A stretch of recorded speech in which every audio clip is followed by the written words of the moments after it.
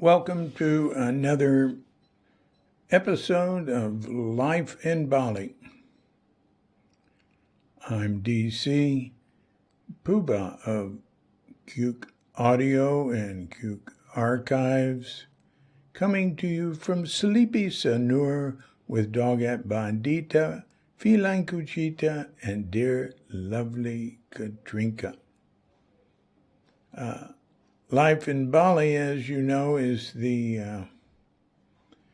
our recreation, our diversion, our digression once a week from all those silly Zen podcasts.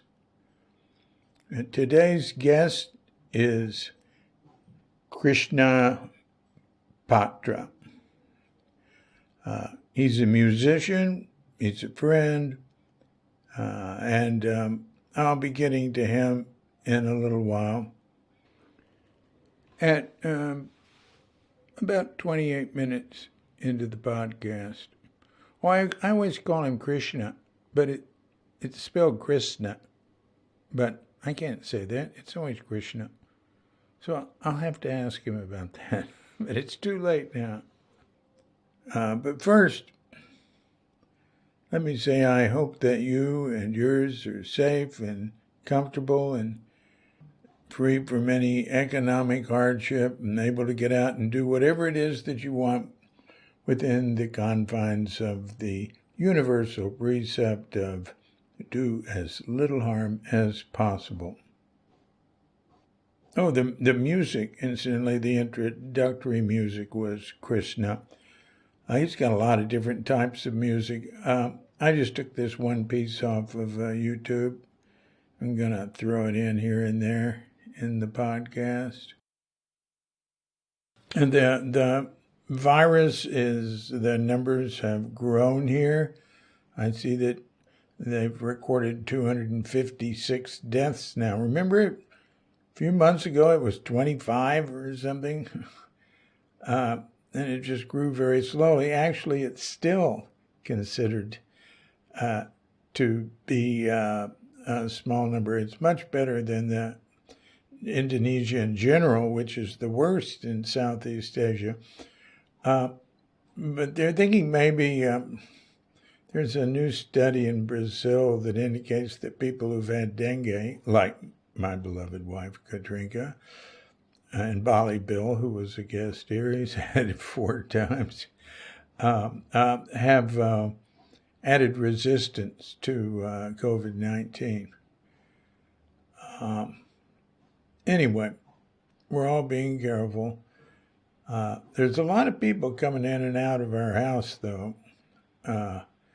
We've been having trouble with the refrigerator, so Mudik, our plumber electrician from Java, and his, I think, cousin Tofik and his staff Rohim, the 3 of them have been here a couple of times this week. Well, Mudik came by himself today. Mudik, I'm always drinking black tea, and he likes it.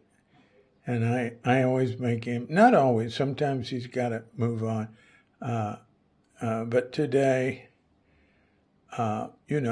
he asked, am I bothering you or anything? I said, no. I said, yeah, take it easy. Here, you want some tea? He said, no. This was after we talked about, we're having a problem with the refrigerator. So I make him black tea and with a little almond cashew milk and a little cow milk and honey. He likes it like that. Most people here don't want any type of milk. In fact, most people just say they want water. That is the overriding, 90% of the time. They say, air putih, white water. That's filtered water, or we filter our own water. Most people buy it. which is really unnecessary. Yeah, we like, and I gave him a cookie too. And Katrinka's made some cookies recently, which are very popular with him. I make what we call Mighty Mites, which don't have any sugar or honey, just dried fruit.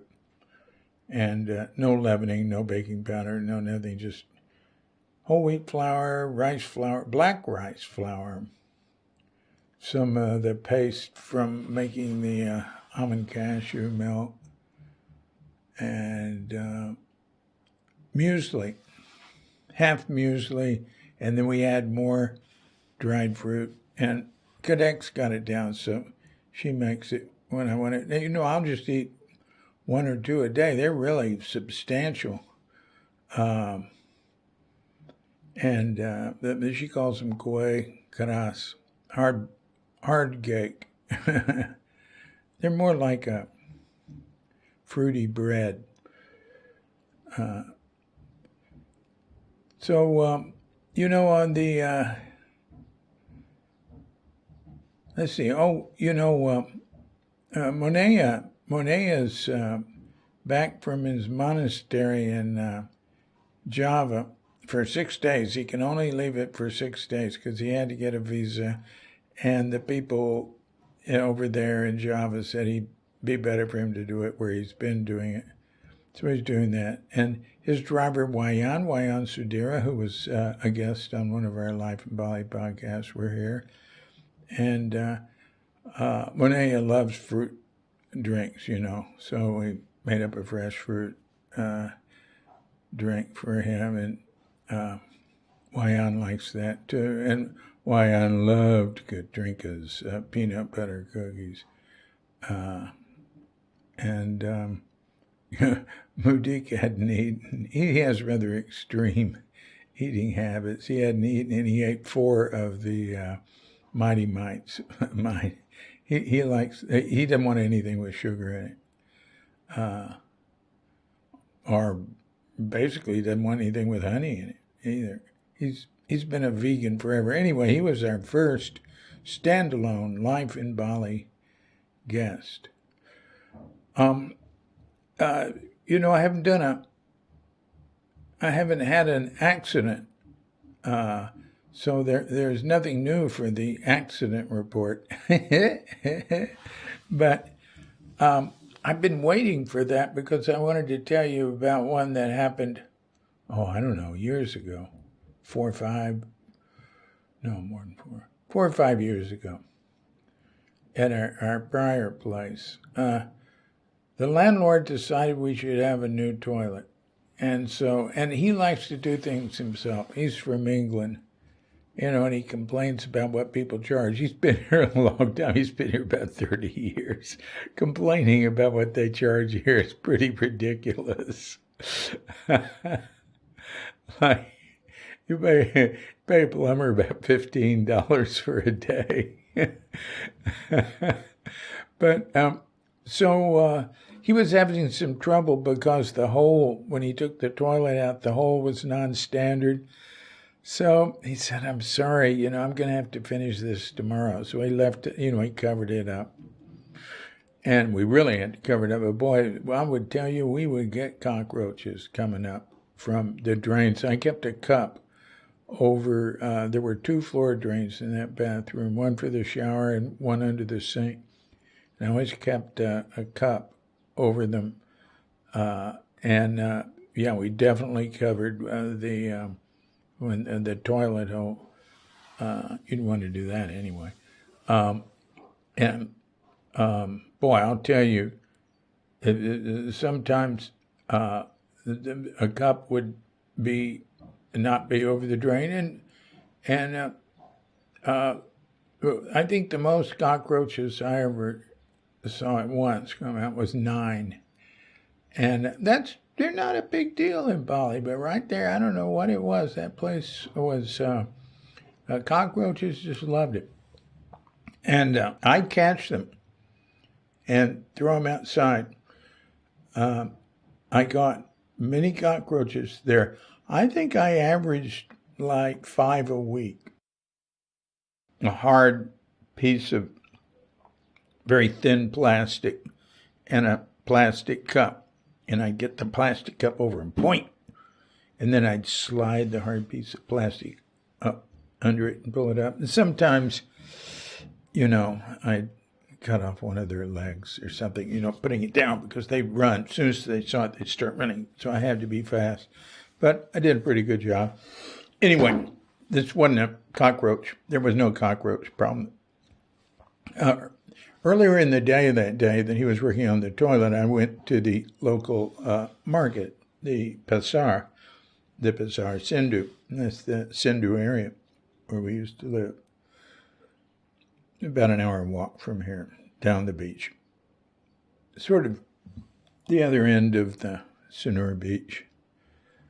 It's not the end of it. It's the end of the sort of place where the commercial part, where there's hotels and restaurants and stuff like that. It's pretty nice. It's got a walkway. It's got a brick walkway. I think somebody told me recently, maybe on a podcast, that Japanese reparations had paid for that walkway. It's really well made. It goes like 5 kilometers. It's great. It's pretty wide. People ride bicycles on it, and it's really nice. So anyway, I went to the market. I used to go. That's one thing I really miss about being in that area is I could walk to the market with a backpack and get anything we wanted, and I'd get all this coconut water. This one woman would make me coconut water. It was so cheap. Oh God, I'd pay $25,000, like $2 for. I'd get 7 big plastic containers with snap-on lids filled. Oh God, we drank a lot of coconut. Well, we can still get it here, but not a deal like that. And it's, every once in a while, once every few months, I get back there from here. But I've got to, get a ride or something down there and back, so I don't do it. But Kadak will bring us a little coconut water sometimes, and we can get it down at the beach. We might start ordering coconuts, and as you'll see, Krishna and I talk about this in the podcast. He's got a coconut cutter. Wow. Because if we got coconuts, what I'd do is ask Kadak to make the coconut water. Unlike my life in America, where I did everything, I don't do that here. I do a lot, but anyway, she's happy to do it. And I'll tell you what she's happy about. Her not, she didn't have an iPhone. Her Samsung smartphone, it broke. It went on the fritz, and she was distraught. So I called our tech guy on Tongue, and he, they tried to fix it. He got a new LCD screen for it or something like that. Yeah, and that would have been $450,000. About $32 or something. So I said, yeah, all right. But it didn't work. He couldn't get it to work. So I got her a new smartphone for about $120. It's a good one. It's one that's bigger, I wouldn't want one that big. But, since she doesn't have a computer or anything. So that blew her mind, She really just couldn't. They couldn't afford it. I mean, her husband's a driver. He couldn't drive, and she needs one. So anyway, yeah, we're putting out more money to people now because, we're close with some people here, some locals who are like drivers and housekeeper and gardener, and we're paying them just to compensate for the fact that nobody else is. So it's a bit of a It's a bit of a strain on the pocketbook, but it's worth it.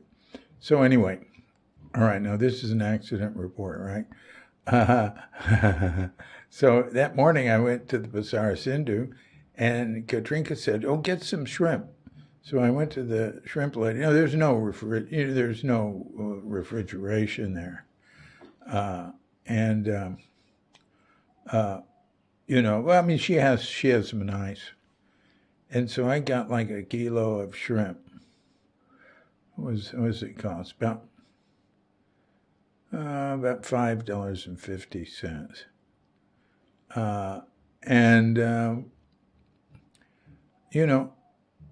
I took it home, with the other stuff I was buying there. God, I love that market. And the spices, I used to get these spices there that, like cardamom. I could get some really good cardamom from India. The cardamom here isn't that good. I'd get the red ginger, which is a little spicier, and regular ginger, which I put in my tea.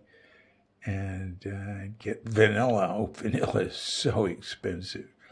It's like, and this is not like foreigner price. This is what it costs. It costs like, let's see now, for one bean, and the beans there are long. They're long and black and thin, and about a 4-inch bean. Say they all cost the same. They cost about $2 each.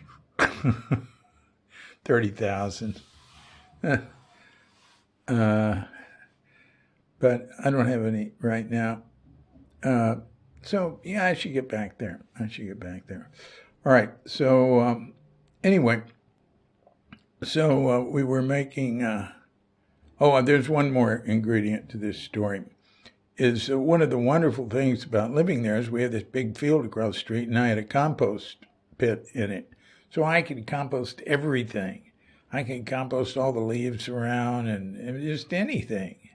And take it over there. And, I had 2 buckets and one for the kitchen waste and a top on it. And I'd go over there and put it in the hole. And then I'd go around and just pick stuff from the field and cover it. I wouldn't throw in dirt, so it wasn't a real normal compost where you'd layer dirt in with that dirt, leaves, kitchen waste, like that. Or actually, better, dirt, leaves, dirt, kitchen waste, dirt. I do that here, but I can't. You can't keep up with the leaves that fall here. We just don't have that much need, and I do, like, good Lord, I make quite a bit of a compost just here. But there's a chance for in a vacant lot that's like 30 seconds from here, we might get a little garden going there. But I'll talk about that later. So anyway, all right, so we got the shrimp, and Katrinka said at dinner time, she said, this shrimp smells bad. I said, yeah, it's right on the edge. She said, yeah, we shouldn't eat it. I'm sorry. You should just go compost it. Or, you know what I'd do? I'd take it out and just put it on the edge of the street, and dogs would come and eat it. I said, well, I don't know. So I ate it all. Cooked it and ate it all. I thought you cook it well. It's almost right. And very shortly after I ate, I was throwing up, projectile style. It was a bad idea. And Katrinka's always telling me, I'm always wanting to eat I don't want to throw anything out. And there's a lot of food I'll eat while it's going bad a little, but it's okay. But that one was not okay, let me tell you. And then, all right, so then in the middle of the night, or probably 2 hours later, something, I wake up and I realize, oh God, I've got to go. And I knew I had diarrhea. I knew it. And I rushed to the toilet and the toilet's not there. Like, this is the one time in last 7 years that I have not had a toilet and that I have had diarrhea, right? And they both happened bang on the same day. And so I rush out the front door and I go, and I know there's straight across is the swimming pool from this hotel. I mean, it was right there. And I know there's a public toilet with it that actually that hotel was in disrepair, and that public toilet was it was used by employees. It was in terrible shape. There were no guests using it. That hotel hardly ever had any guests because it was just it's the worst kept up thing I've ever seen in Bali. But I swam in their pool quite a bit. And, we had pool rights. And it was all right. They just barely keep it clean enough to swim. But that's because our landlord was paying them to do that. Because all his guests could swim there. And the few guests they had. And so anyway, I looked across and I went, I don't think I can make it. And then I look immediately to my left, and there's the compost buckets. So that was fortunate. And I think you understand what happened. And I recovered from that. And boy, I want to tell you, I was not interested in shrimp for quite some time. And we haven't even, we don't tend to eat it at home anyway. So that's the end of that accident report. And now, let's hear a little more music from Kris, and we'll go right into the phone chat with him. One thing I want to say, I recorded this differently. Moneo's got this trip now. He's not going to touch money. He's a 74-year-old Theravadan monk. I mean, he's serious, He was like in a Burmese monastery for 7 years, and he always wears his robes. But, he gets into these trips about following these rules literally and stuff. So anyway, I've got to buy things for him and then get compensated like by his brother, right? In America, this is what we figured out. And so he's on Amazon Prime ordering stuff because he's got all these supplements and he got an enema because he wouldn't use the enema he had in his place here because he'd paid for it, and he can't use anything he's paid for in the monastery where he's going to in Java because they're very strict, and he just loves to follow all those rules. So anyway, he was there and his driver was there, and then the guy from Untung, the staff guy, was showing Kadek how to use the iPhone and making sure WhatsApp was on it and, all that.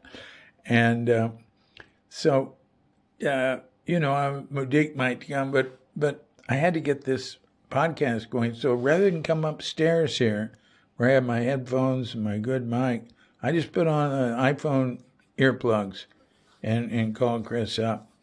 And so it's not as good. There's you can hear people in the background, especially some parts, and there's a buzzing later on and stuff, but it works. I won't do it again.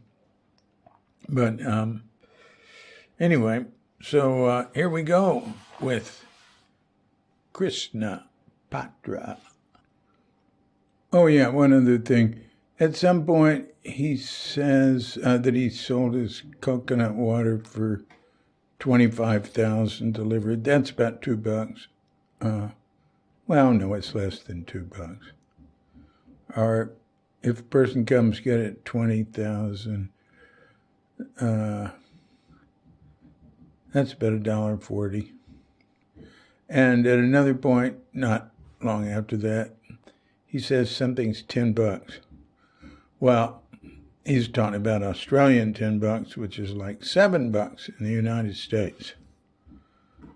I wonder if that hammering comes through here. They're building a building next door. Well, we'll see.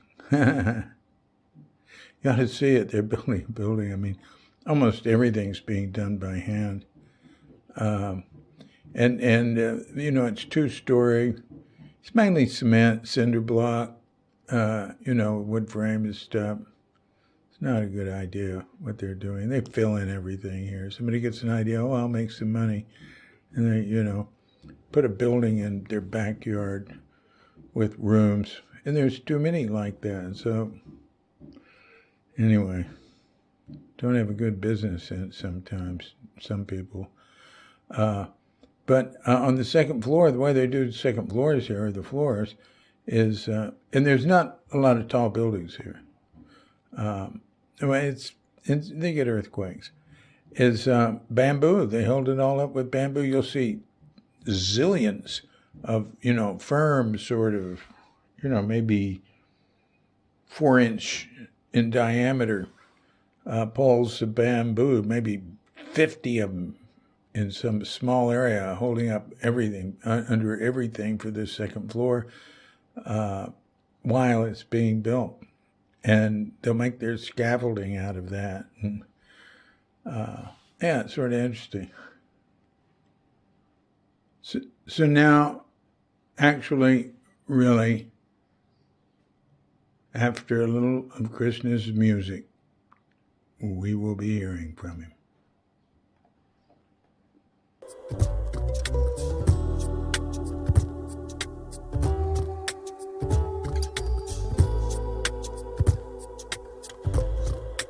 Build your houses good. Build your houses right. It ain't gonna be too loose. It ain't gonna be too tight. No, it's gonna be just right. So right. It's gonna be just right.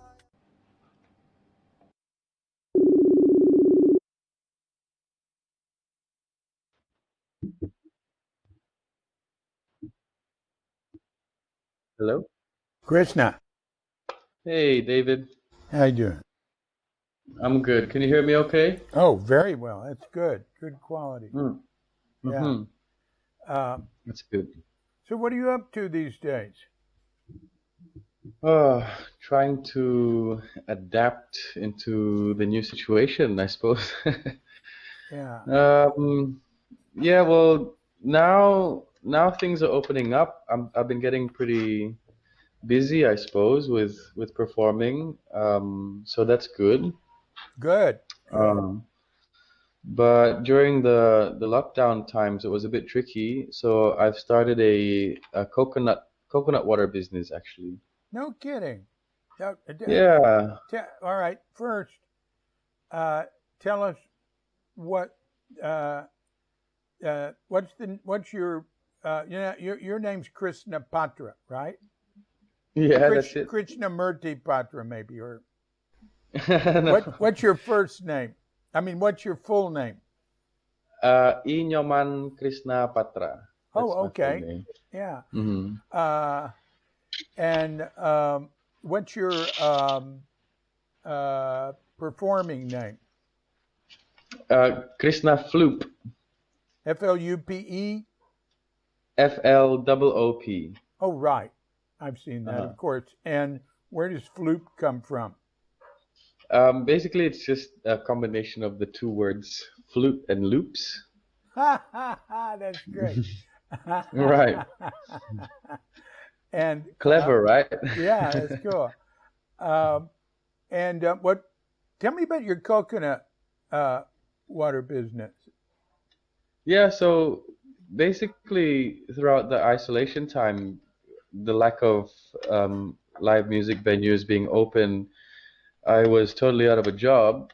So I had to think outside the box because I suppose my whole life I've been totally reliant on music, and I guess I didn't realize how much I was dependent on it until this whole Corona thing broke out. Um, so I thought outside the box and thinking, coconuts are everywhere, and I think everybody should be drinking coconuts, and it's good for your immune system, keep you healthy during these times, and no one wants to really go out, so I thought I'd just deliver them, and I thought that made sense, and it worked. It sort of it it was very helpful for during those times for Now, sure. were you delivering coconuts or coconut water or what? No, so I was basically just bottling them in recycled bottles, bottling up just the water, and I'd try and get specific types of coconuts that would have more water and less meat, so that I wouldn't have too much meat wastage. Right, right, right. And yeah, just bottle them up and deliver them to your door because, I know everyone knows where to get coconuts. It's all available, but I think the convenience of having it in a bottle in your fridge is very helpful. Yeah, yeah, yeah. No kidding. Just Um, opening the coconut and whatnot. oh yeah, yeah. Um, so, how many milliliters were in the bottle? So it's a big beer bottle actually. So it's about 620, like a bit more than Uh-huh. uh, And how half much a did it liter. cost? I sell them 25,000 delivered to your door, or 20,000 a bottle if you want to pick it up or use Gojek or something like that. Uh-huh, uh-huh, uh-huh, uh-huh. Yeah, Mm. that's cool. Are you still doing it? Yeah, I mean, now that the music thing is starting up again, I still do it. I have regular customers, Mm-hmm. like they place a weekly order, Mm-hmm. and I keep those ones. And with that, it seems to be enough for now. Like with the live music thing going on, I don't think I could like before this live music thing was opening up. I was very concerned with trying to push this business and promote it and market it further. But I think now I've sort of left it at a plateau because I don't think I could handle any more orders anyway at the moment. Like maybe one or two is fine, but to push it on a bigger level than at the moment would be a bit difficult while performing as well. So that's good. It's a Eh, good balance. yeah, you can get rid of one anytime over here. Oh, okay, sure. That's good to know. Yeah, we drink a lot of coconut water. Mm. Uh, Where do you get your coconuts from? well, different places. Kadek, our Pambatu, will just bring some in a, like in a bag for us. Sometimes Hmm. she gets at the bazaar. And um, I've, every once in a while we get coconut. We were just, I think we're going to get 5 coconuts for Uh-huh. 10,000 each, like maybe from Reuben. I don't know. Something Katrinka asked Okay. if I wanted that. Uh, and but look at the Pasar Sindhu. Remember, I used to live right near there. I Uh-huh. had a woman who would give me 7 big containers. I brought the containers Uh-huh. Uh-huh. of with food grade plastic snap Uh-huh. top. Uh-huh. I get like 7 of them filled from her and put them in my backpack, and then Yeah. I'd put 2 in the refrigerator and 5 in the freezer, and we drink one every day. What I find is you don't want to. It doesn't work. It'll last one day, 2 days. That's it. Yeah, that's the thing with coconuts. That's why I kept it local, and yeah, I had some offers with some friends who wanted to export them into Malta and stuff like this. But honestly, I don't think it's too yeah, it goes off too quickly. It's too It's something perishable. I try to keep as local as possible, and yeah, too perishable, and also it should be drunk and fresh anyway, you know. Yeah. And if I have an order, I would open it. I would open the coconut right before I deliver it. I don't store any, and I mean I have coconuts, but I don't open them until I know exactly how many orders I've got to make sure they stay fresh, you know. How do you open it? I got this cool little coconut opener that was gifted to me by Ruben as well, actually. A Um, coconut it opener? looks like a Wow. Yeah, it looks like a it so it's like this it's like a kind of like a wrench, but in the end it's like this circular, really sharp knife thing that you just stab the coconut and twist it and you gotta it's really convenient actually. Oh man, And you just gotta I want yeah. one. I want one. Yeah, I think you can get one for under like 10 bucks online or something. I'll send you the link. Okay, cool. Do. All right. Well, Mm. that's all very cool. That's something near and dear to my heart. Like if we go to the beach, we get coconut water, usually. I mean, Yeah, it makes sense for this climate especially. yeah. And uh, yeah, I love coconut water. Uh, all Hmm. right, very cool. Now, uh, so your music are when you're playing now, are you playing solo with your loops? Can you describe Yeah. your act? Yeah, so basically I perform with an acoustic guitar and a flute and my voice.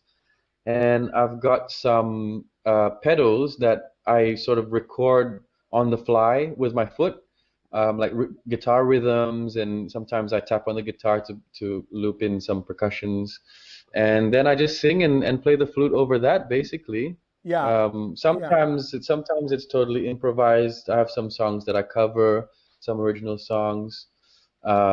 Yeah, but it keeps me on my toes, you know, literally. yeah, And it's a lot of fun as well.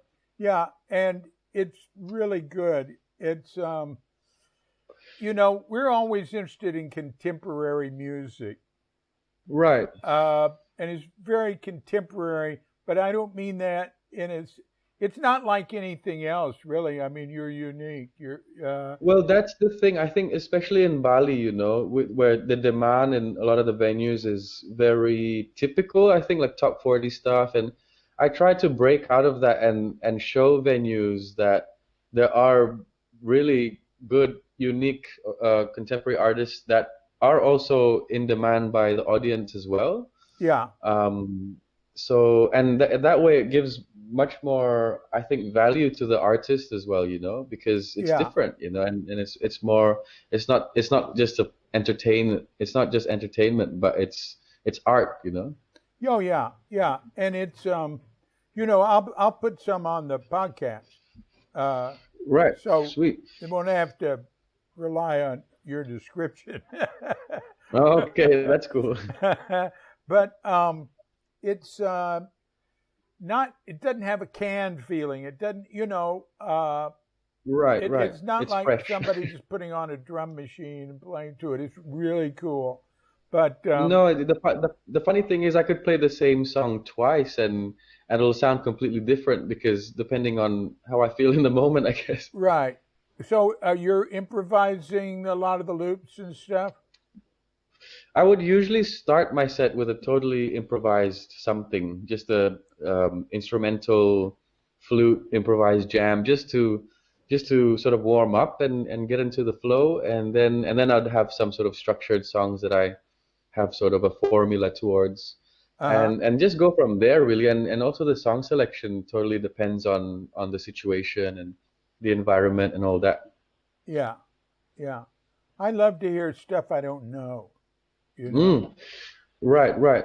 Uh, We need more people like you, David. yeah. And you said most of the stuff around here is top 40s. I'd say there's more phew, 70s, 80s, 90s uh, stuff. You know what I mean? Like Well, you, that's the funny thing because by definition, top 40 is the top 40 in the moment, right? But here it's sort of created this like when a venue asks you, can you play top 40? They mean the top 40 of all time. So from like 70, 80s, you know what I mean? So okay. it's kind of funny actually. It would I be like see. Bon Jovi and Right, Oasis or something like that, you know? right. Uh, It used to be years ago. It used to be California, Hotel California. You would hear It still is. everywhere in the world. I Right, right. But here it still is. That's the funny thing.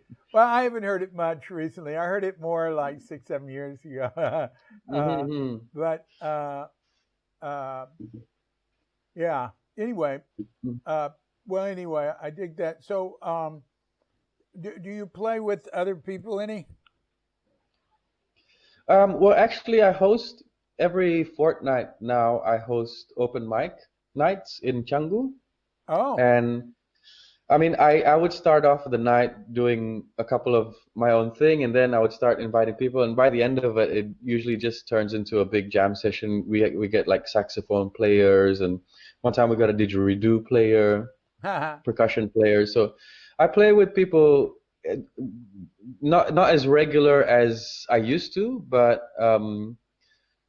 yeah, I do sometimes. And actually, I'm about to rehearse tonight. I'm gonna try and make a trio with like a drummer and a bass player combining with my flute setup. So we'll see how that goes. oh, that's cool. That's cool.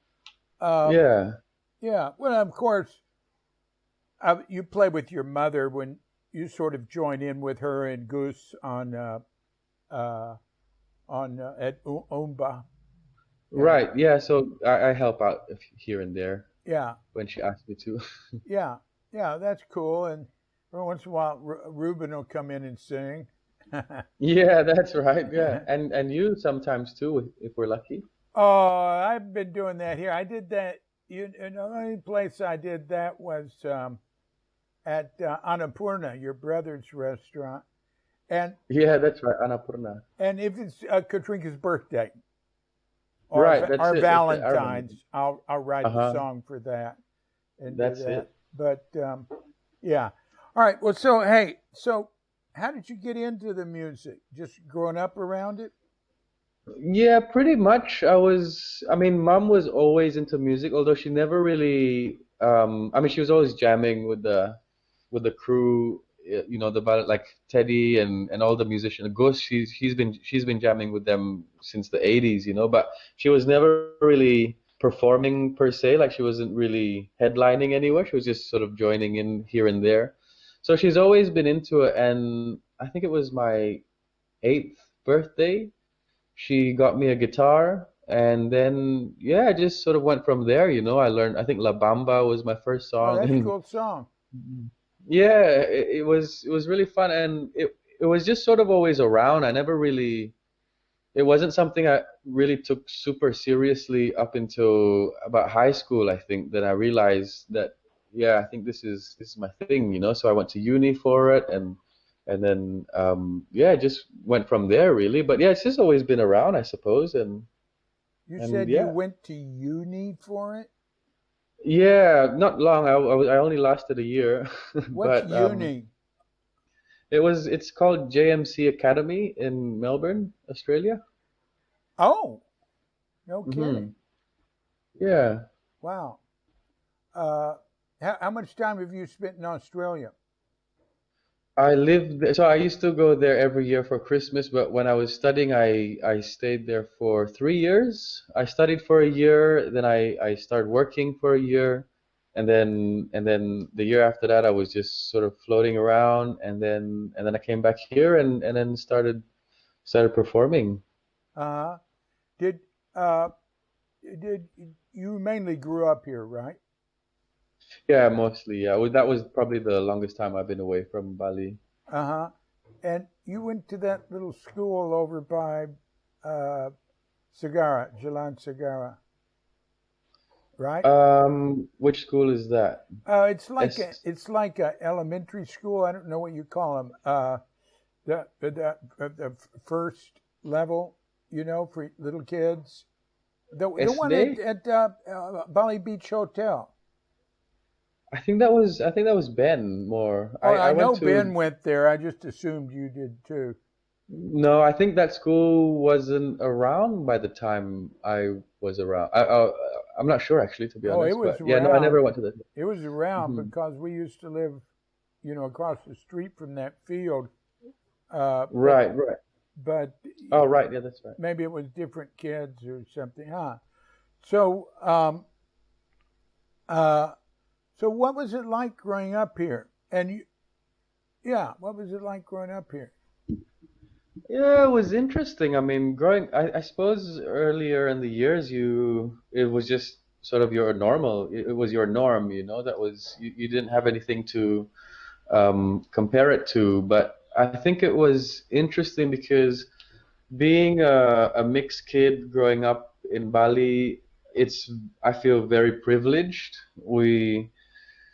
There's so many other kids in the same situation, and we're very lucky. There's a really strong community. Like my friends, we've known each other since we were 6 years old, and we still are friends. And I talk to people who grew up in the West, and they say that doesn't really happen over there as much as it does here.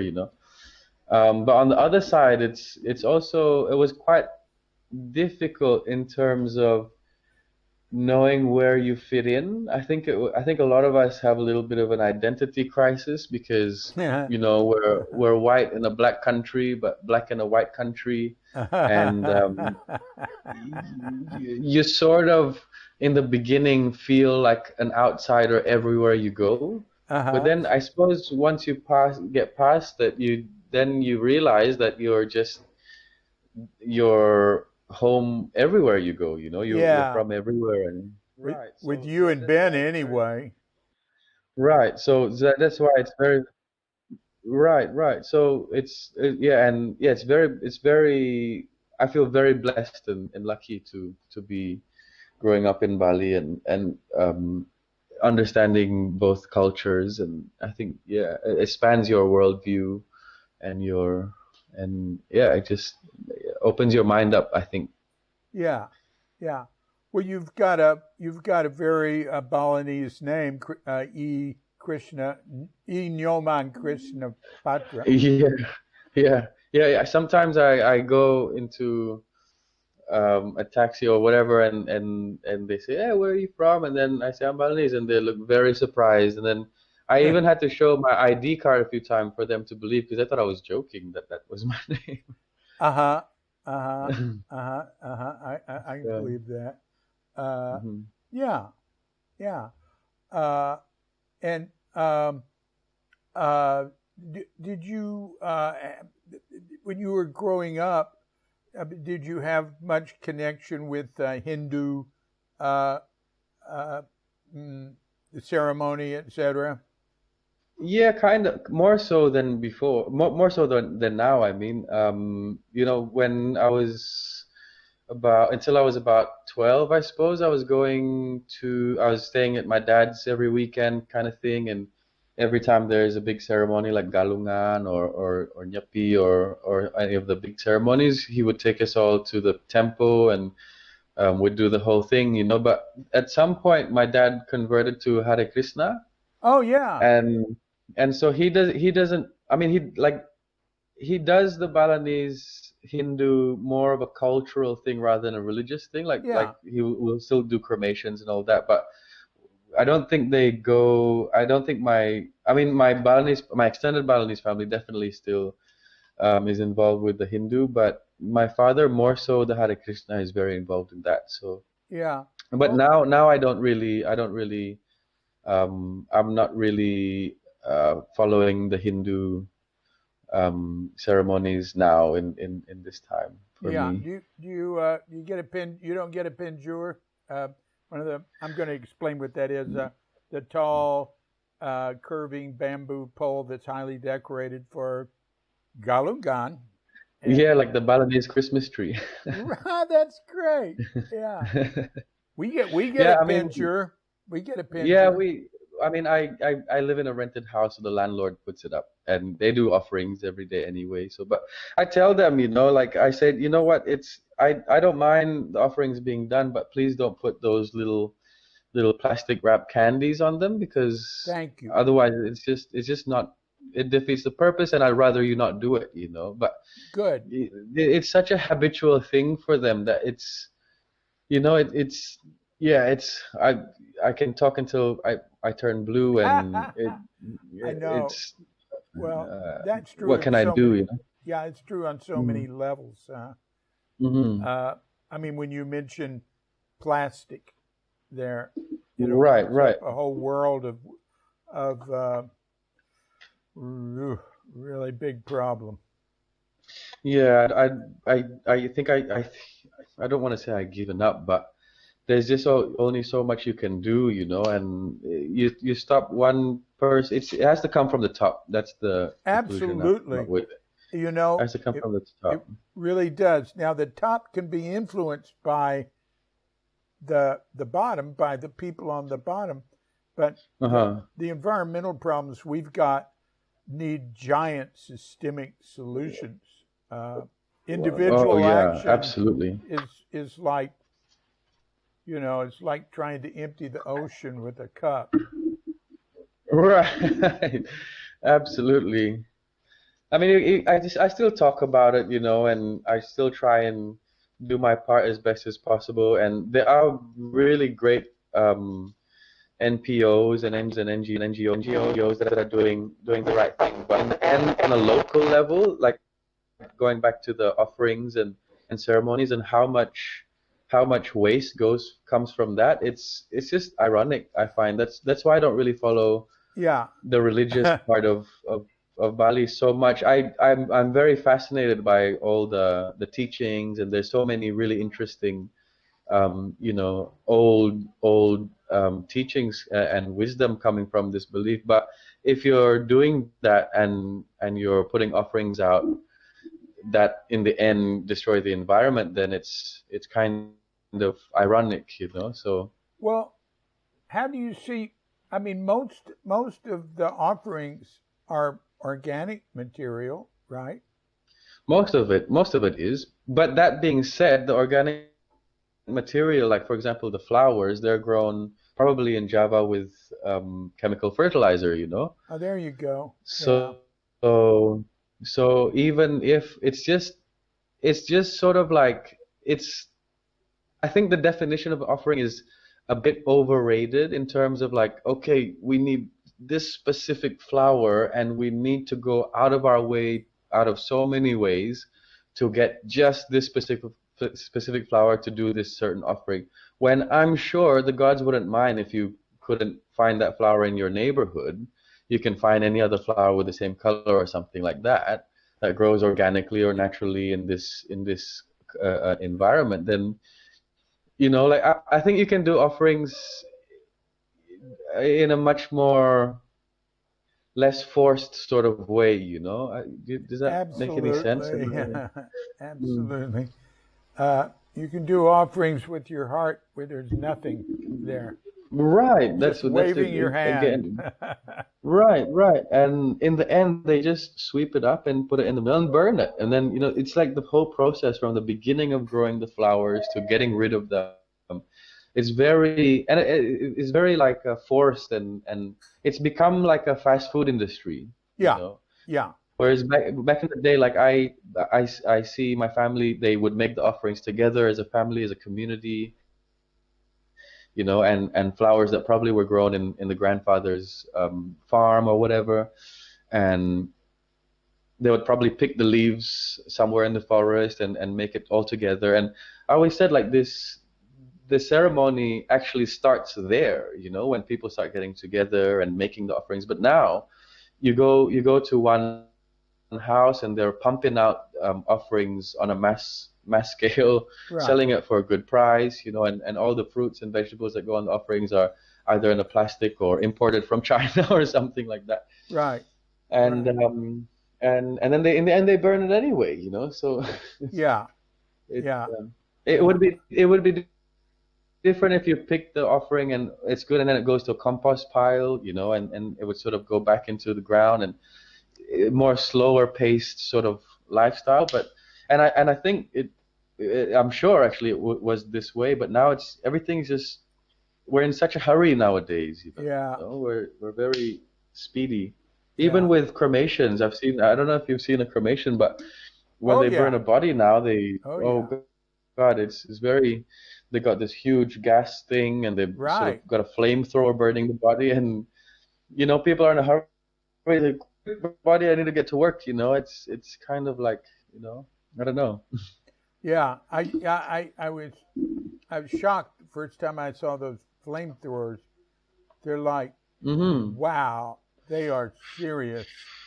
You know, they stick those They're very things serious. And under I'm the, sure. yeah, Uh-huh. And wow, I'm sure back in the day, you know, they'd let the body burn throughout the day, however long it takes, and people, the family would get together and mourn and eat food together or whatever it is, and basically just take the time, you know. Now, like, we're extracting petrol and gas to burn the body in such a fast, heavy yeah. pace that it's just sort of, yeah, I don't know, it just it's strange for me. I Well, don't know. I've been to cremations here where they didn't do that. I was at one. What do you call the mass cremation? Um, yeah, they would just say it's like a ngaben masal, which is Uh uh, huh. basically just translates to mass cremation. Right. I went to one on Limbongan for Okay. 125 people. Oh, Uh, wow. you know where they What cook. happened? Well, there were you know, we were staying over in Chinagan, the the little tiny neighboring island, and so I Uh-huh. walked from our homestay or whatever you call it, Panganapan, Hmm. down to the what do you call that? The Yellow Bridge, and Yeah, yeah, yeah. crossed that, and then I walked back and went up the hill. And all right, now I start joining people. There were thousands of people, and Wow. it was like just to explain for the listening audience, uh, uh, when people can't afford to pay the exorbitant price for a Right, right. single cremation, which is really Mm-hmm. a lot, they Mm-hmm. bury the body and wait to join in when they have the money on a mass Right, cremation. right. So, but It's become very, yeah. yeah, there were 125, and there was like, sort of, I don't know if you say parade, just all these, these like uh, little statues and creations that had that had like, like animals and statues Mm-hmm, and mm-hmm, things that had mm-hmm. the remains in them, and some of them like a palanquin or guys uh, carrying the on their shoulders and it's up above and dancing Yeah, yeah, around with gamelan music, and then yeah, two of yeah, them yeah, sort of doing a mock fight, and yeah, then yeah, yeah. going up to a sort of plateau up there on the top of the hill. Mm-hmm. There were three big platforms. How big? Like maybe 40, no, maybe, let's see now, maybe 12 meters long and Mm-hmm. half that wide, three of them. And these things were Mm-hmm. placed all over them. And then there were Mm-hmm. some other standing, smaller, I don't know what you'd call them, like little huts where people were putting Uh-huh. them in. And then they just went around and lit it all. And, it had a lot of kindling under it. I didn't see any gas. Uh, Okay, that's and good. and it was a lot of fire. And, there was like electric wires going right over it and branches Right. from trees. Uh, Yeah. if it had been America, they would have been arrested. But Yeah. uh, it didn't. It. I don't think it really was a fire danger. Uh, and yeah, it was amazing. It went on for hours, and then Well, after that, they take it down to the ocean, yeah, and are yeah. putting stuff in the ocean. It went on all Uh-huh. day. Yeah. Well, in America, they would call it Burning Man. Ha ha ha ha ha ha. Right, right, right, right, right. Um, uh, have you been around any animal sacrifice? Not really. But I mean, I've walked past a ceremony where I've seen animals and and I know they were going to sacrifice it, but I'd never really seen it directly. Uh-huh. I don't agree with it highly. But I know now that I I've seen, for like, I performed in a beach in Samaya in Patitangat, and all of a sudden there was a lot of ducks there. And I know ducks don't, grow their wild, like, I'm sure ducks don't come from there on the beach, And Uh-huh. I was talking to the locals, and they said now they do it symbolically in some parts. For example, like they used to drown, they used to tie a stone to a duck's foot and let it drown or something. But now they would just dip the duck underwater and sort of let it go free. But yeah, it's a lot of things now turn more symbolic, like they don't really do the full, although I'm sure they do still somewhere here and there, but for example, like the potong gigi, the tooth filing Oh, ceremony, yeah. Yeah. they actually used to file your teeth down, the Yeah. the little sharp tooth they used to, the canines, they used to actually file them down. But nowadays they just sort of put the file on your tooth once, zip, and then symbolically, and then that's it. Yeah. I went to a Because tooth. again, Go on. yeah, I think, again, I was gonna say it's just because it's like more fast paced. They're doing it in a mass sort of way, and they don't have time to file everyone's tooth anymore. But yeah, Well, I think they so also know that it's not good dental hygiene. right, right, that as well, and maybe animal sacrifice, they start feeling bad. So Yeah. Oh, I went to a tooth filing here and a cremation in 1992. okay, Uh, when were you born? 1992. All right. Yeah. Well, I was here for your birth, and Okay. the cremation was one person up near Ubud Hmm. with a massive amount of wood. I guess it was Yeah. somebody very important. Uh-huh, Uh, uh-huh. One of the kings, probably. yeah, and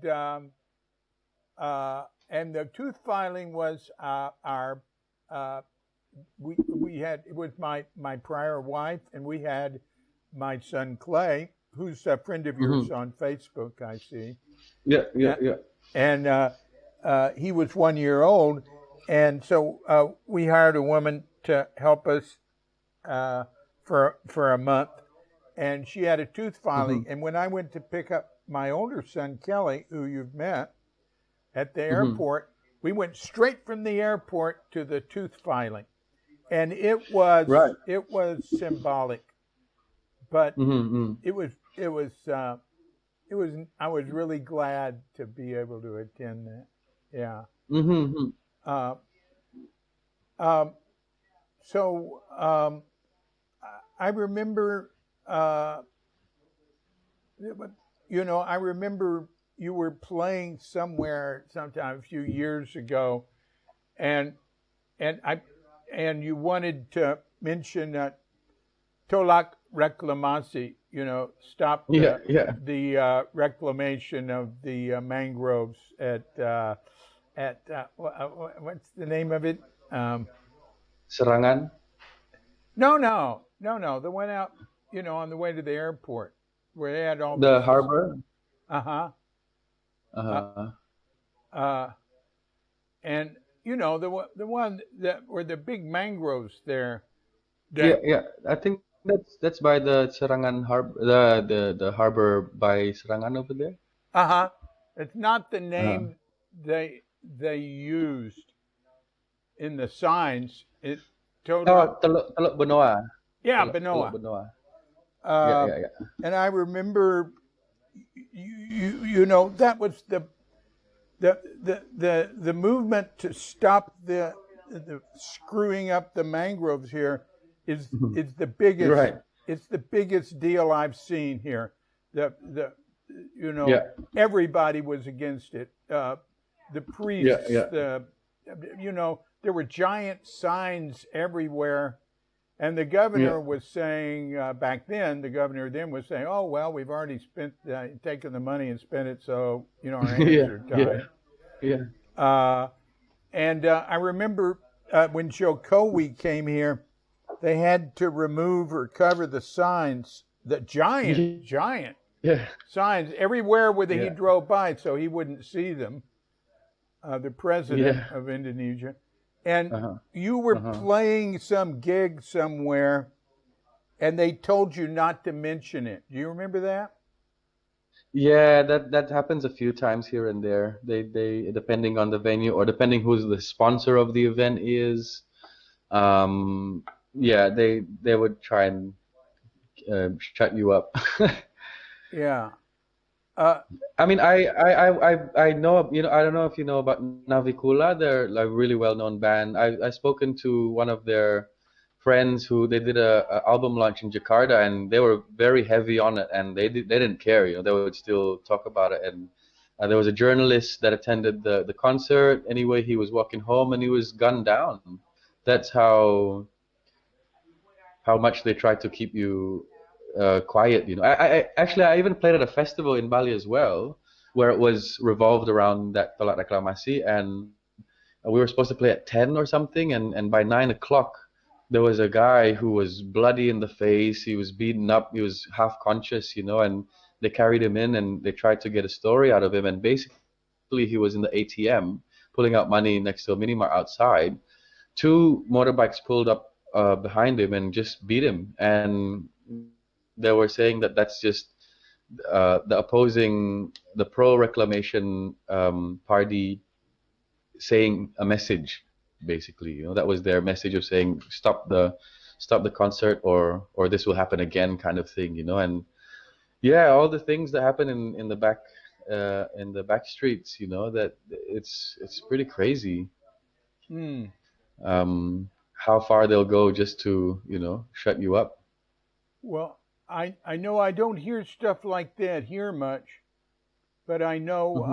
environmentalists in Surabaya and Right, right, Kalimantan, not Surabaya. right. I mean Kalimantan and Uh-huh. other places disappear. Yeah. No, that happens all the time, Yeah, apparently. Hmm. yeah, and yeah. So just generally about the that sort of situation, the situation of free speech and uh, trying to any social political issues you're interested in. What's it like here dealing with that? Well, I mean, definitely we don't have freedom of speech here for sure, especially when it comes to religious matters. Yes, yes. Although I think compared to before, I'm not really sure because I heard that even like back in the 90s or the 80s, or even those days, it was you couldn't even call a meeting without the permission of the government or something like Oh that. And if the yeah, meeting was yeah. you'd get gunned down apparently. But nowadays, I think with the internet, it's like, of course they're trying to control it and do all these things that they can, but it's kind of hard, I suppose, for them when we have the internet and it's so easy for us to basically say what we want. Like for example, now we have I don't know if you heard about Drinks, the drummer of SID, who's saying about he's yeah, it's a bit of a conspiracy, I think, and I don't know if I agree with it fully, but it's about Corona being a conspiracy, and he was he was talking about that publicly, and now he's in jail because of bagging out the WHO, and it's and Huh. people are still marching in his behalf, and I suppose freedom of speech is technically illegal, but people still go out and do it, and things like this happen. They just get jailed for saying what they think. I Um, but but on the one extreme you have where the mayor of Jakarta, who's a Christian Chinese Indonesian, went to uh-huh. prison for a year for Yeah. suggesting that his opponent running for re-election shouldn't uh, tell people that they should vote for him because he's Muslim. So that was deemed by a very conservative, obviously, panel of judges to be heresy, and he went to jail for a year. That's on one end. On the other end, I saw Ruben. I don't know if you were there. I went where he debated somebody. He was taking there is no God Right, side, and the other person was taking there is a God side. yeah, I thought it was sort of an old-fashioned argument, the sort I'd hear when I was young, yeah. you know. But Ruben didn't seem to. I didn't feel like anybody was going to be paying attention to what he was doing. Right. No, I mean it's different when it's on. I mean that was I think I was there. But it's of course people can have their own opinion and people still do do these kind of things but that I suppose the government would look at that and not see it as a threat compared to a guy who's got 1 million followers saying that saying what he's saying that would potentially influence a whole society, whereas a little debate here like it's almost like a private function, whatever. Right, right. So, do you happen to know, those two sisters from the Green School, Yeah. who got the bye-bye Bye plastic plastic bag bag. going? Yeah, that's for sure. You know them? Do you know them personally? Not personally, no, but I've known them for. I mean, Bali's really small, and yeah, yeah, I know of them, and I Yeah, know their NGO, and I yeah, think I've performed at one of their events or something like that. yeah, yeah. They've moved now into climate change, uh, Right. dealing with that. So, do you have anything to say about climate change? Oh God, I don't know. um, uh, I'm convinced that the climate is slowly changing. I don't know whether it's supposed to happen naturally, like because the cosmos goes through a cycle anyway, and whether we're speeding it up, and for sure what we're doing isn't helping. I can definitely, like, I'm coming from Sanur and being born and bred here and still being here. You see the erosion is incredible, like from what I remember as a kid till now. And I don't know whether that's just a totally natural thing or whether the ice is melting and the sea levels are rising. But definitely, I do feel things are changing. The weather is less consistent. Things are happening more extremely. Yeah, More volcanoes are erupting and crazy earthquakes and here and there. And yeah, um, I definitely think we shouldn't burn trash. That's for sure. yeah, Um, but yeah, I don't know. I don't know really what to say about climate change, to be really honest with you, yeah. Well, other than that. yeah. You know the the changes happen more drastically at the poles. So Right. they're having drastic change at the pole. Like 40 Hmm. degrees more over normal temperature and stuff. Wow, And really, huh? it's not we're not being affected here closer to the equator now, but it will be. I mean, this uh, if the way I see it, if drastic change isn't doesn't happen, it's going to become uninhabitable in the tropics and the subtropics, Hmm. and actually in the whole world. Uh, Mm. but hey, I just posted a thing today. China has now set a goal to become carbon neutral by 2060. They just released that yesterday. Uh, Right, that's good news. yeah, China's doing a lot. They're doing a lot on both ends. on the Hmm. pollution end and Yeah. green end. Uh, Yeah, they'd have to do something, in order to stay alive for themselves as well. yeah. Um, Um, the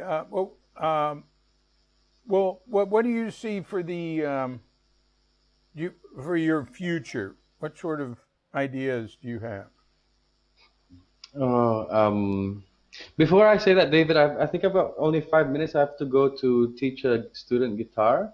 Yeah, But I just thought I'd let you know now so we don't end it on a surprise. yeah, For the future, I don't know. I think honestly, I was very idealist and very motivated to do all these things as an activist and environmentalist and all these things. But now it's sort of like and I still do, I still do my part as best as I can. I have friends who are very, very into it, doing permaculture gardens here and there, and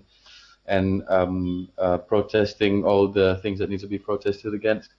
Um, but having a daughter, it's very sad because, like, coming from Sanur again, like I said, I remember that beach was incredible. It was like stepping into an aquarium when you swim, and it's still beautiful, but you see the decline, and I feel very sad for my daughter that she'll never see what I grew up with. yeah, Although I do still have hope and see that there's such a incredible group of people as well who are trying to restore and regenerate and do all these kind of things that would make us basically still able to live on this planet right, eventually. right. But with this whole Corona thing, I don't know if we're just basically a giant snake that's eating its own tail. I don't know what's gonna happen, to be honest with you. But just be in the moment for now. For me, just stay close to my family and be happy, healthy, and be in the moment without the cost of anyone else or anything else. Like Yeah, without hurting anybody or hurting anything. I think that's all I can do, and anything else is I've got to see what happens. Really, I think. yeah, yeah. That, that's. I don't think you can do better than that. I understand Yeah. completely. Uh, Yeah. yeah. Well, look, Krishna, I really appreciate your joining us. Hey, give me, tell us what links and so forth to go to hear your music. Okay, I'll send it over to your messenger, but you can find like the best way is Spotify under Krisna Floop. That's KrisnaFloop, Yeah. 2 words, and basically Spotify, YouTube. If you want to keep up to date, I post all my performances on my Instagram under the same name, basically with a full stop in between. But I'll send you all those links over to Messenger, and yeah, that's pretty much it, really. SoundCloud, I've got some music on there, some home recordings here and there. Uh huh. Now, I want to put some of your music at the beginning of this podcast, in the middle, and at the end. Uh-huh. And is there something on YouTube? I can get it off YouTube real easy. Or do you want to? Sure, I'll send that all to you now. I've got a whole playlist of all my YouTube stuff. Yeah, And yeah, I'll send it to you right now. yeah. Okay. And you can send an MP3, but actually YouTube, I I have a program that just turns any YouTube thing into an MP3. Ah, perfect. Yeah. All right. Well, that's great. That's great. Well, I look forward to hearing you play, uh, which I do get to but I just hear you when you're with your mother because my wife is your mother's principal groupie. Uh, and they traveled together in Australia when Kim did that little tour there. What, last year or something? Yeah, That was yeah, neat. that was cool. Uh, Uh-huh. love to hear you in Canggu, but yeah, it's too far for us, man. Yeah, fair enough. I wouldn't go there either if I wasn't performing, to be honest. Maybe someday, yeah. But Yeah. I always know Katrinka keeps up. She knows what's happening, so she tells me, and then I Okay. tag along sometimes. Uh, Hmm. all right, well, that's great. Thanks a lot. Really appreciate it. Happy birthday a few days ago. Oh, yeah, thank you. Yeah, Thank you so much. yeah.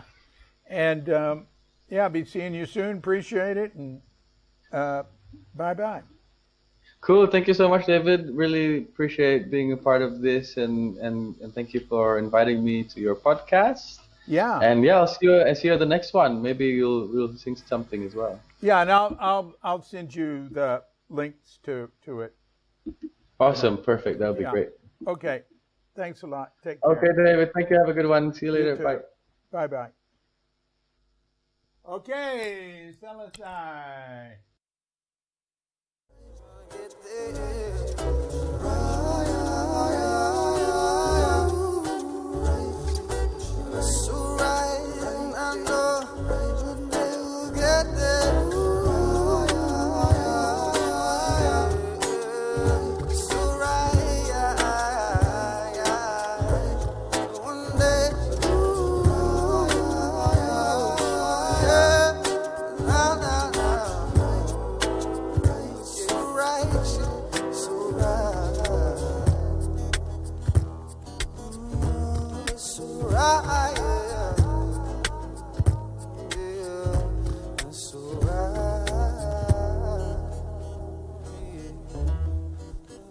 yeah. It's so right.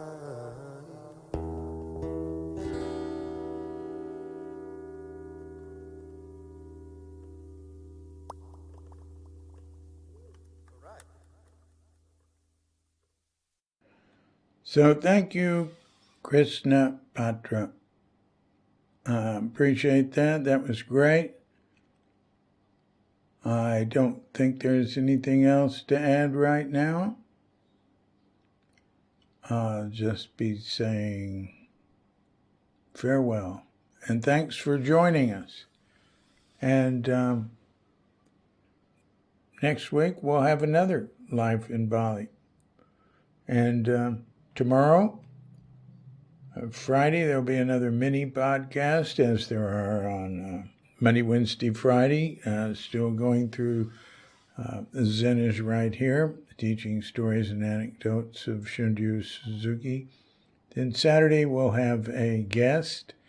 I believe it will be Daya Goldschlag, my first wife, who will be a guest on to talk about, her experience, her whole life, and also, coming to Zen and being a student of Shunryu Suzuki and her relationship with him and that sort of thing.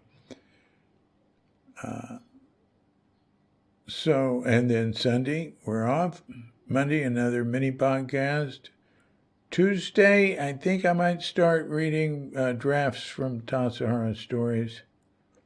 Wednesday, another mini podcast. And then Thursday, once again, Life in Bali. If all goes according to schedule, and there's no reason why it has to, except I just try to do that.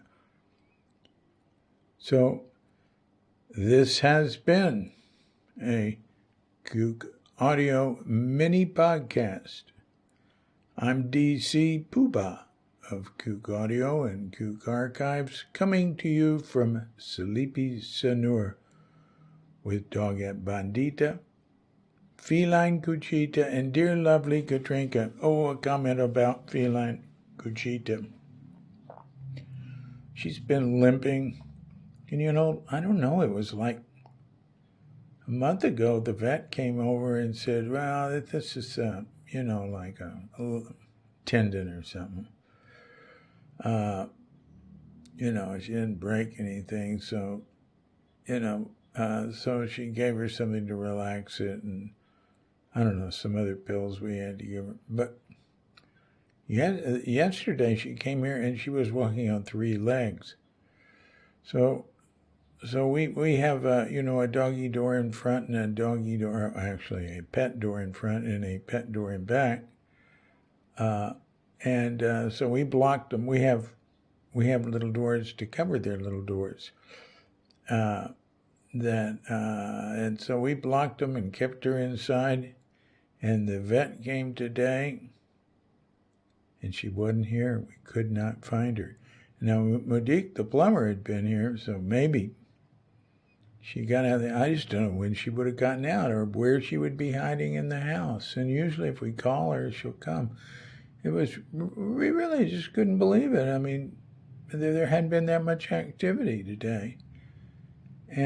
But anyway, somehow she got out. Maybe Modique had the back screen door open, and she got out. But I don't know why he would have done that. I called him and asked him if he'd seen her or anything. He said no. So anyway, we'll see how she is. See, she hangs out with a neighbor. And she just comes over here to eat and take a nap. Oh, well. Hey, one other thing. If you'd like to help us keep going, go to the homepage of Cuke.com and hit the donate button. It takes you to the donate page.